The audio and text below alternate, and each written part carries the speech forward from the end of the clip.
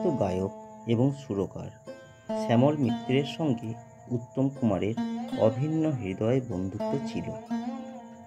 উত্তম কুমার এবং শ্যামল মিত্রের সেই বন্ধুত্বের গল্প শুনিয়েছেন সৈকত মিত্র। শ্যামল মিত্রের সুযোগ্য পুত্র সৈকত মিত্র লিখেছেন, দাদুর কথা শুনে ডাক্তারি না পড়ায় নৈহাটির রাজপ্রাসাদের বাড়ি থেকে আমার বাবা শ্যামল মিত্র বিতাড়িত হয়েছিলেন। আশ্রয়ের খোঁজে তিনি উঠেছিলেন দক্ষিণ কলকাতার চক্রবেড়িয়া রোডের একটা বাড়িতে। সেখানে বাবার পিসির বাড়ি। পাশের পাড়া গিরিশ মুখার্জি রোড। মহানায়ক উত্তম কুমার তখনও বিখ্যাত হননি। উত্তম কুমার শ্যামল মিত্রের থেকে বছর তিনেকের বড় ছিলেন। সবে পোর্ট ট্রাস্টের চাকরিতে ঢুকেছেন তিনি, কিন্তু তার স্বপ্ন অভিনেতা হবেন আর বাবার জেদ গানের দুনিয়ায় নাম করবেন। সেই সময় প্রত্যেক দিন তারা রকে বসে আড্ডা দিতেন। সেই থেকে উত্তম কুমার এবং শ্যামল মিত্রের বন্ধুত্ব শুরু হলো। এই বন্ধুত্ব তারা শেষ দিন পর্যন্ত ধরে রেখেছিলেন। সৈকত মিত্র বলেছেন, আমার ঠাকুরমা যদিও মহানায়ককে অরুণ বলে ডাকতেন, উত্তম কাকু বাবাকে কখনো বাবু কখনো মিত্তির কায়েত বলে সম্বোধন করতেন। সারা সপ্তাহ ধরে শুটিংয়ের পরে প্রায় প্রত্যেক শনিবার সন্ধ্যাবেলা বাবারা আসর বসাতেন মহানায়কের বাড়িতে। গান, আড্ডা, খাওয়া দাওয়া সব মিলিয়ে সে এক হৈ হৈ ব্যাপার। প্রচুর ছবির গান উত্তম কাকুর বাড়িতে বসে তৈরি হয়েছে। মহানায়ক নিজের গান রেকর্ডিংয়ের সময় উপস্থিত থাকতেন, দরকারে পরামর্শও দিতেন।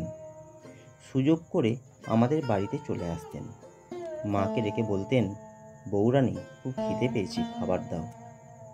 আমাদের বাড়ি থেকেও টিফিন বাক্সে করে তার কাছে মায়ের হাতে রান্না করা বিউলির ডাল, আলু পোস্ত, ভেটকি মাছের কাঁটা চচ্চড়ি কতবার যে গেছে।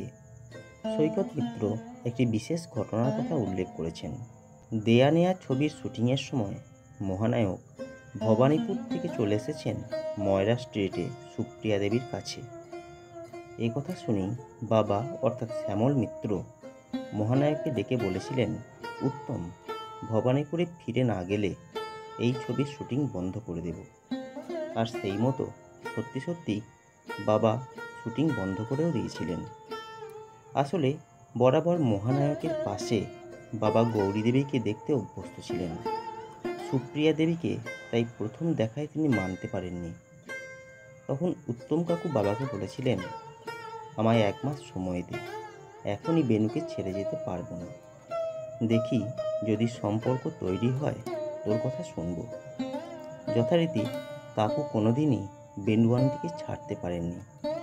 বাবাও একসময় তার কথা ফিরিয়ে নেন। আসলে মহানায়কের প্রতি বেনু আন্টির টান দেখার পরে বাবা আর তাকে দূরে সরিয়ে রাখতে পারেননি। তবে বাবা, গৌরী দেবী এবং বেনু আন্টি দুজনেরই খুব প্রিয় মানুষ ছিলেন।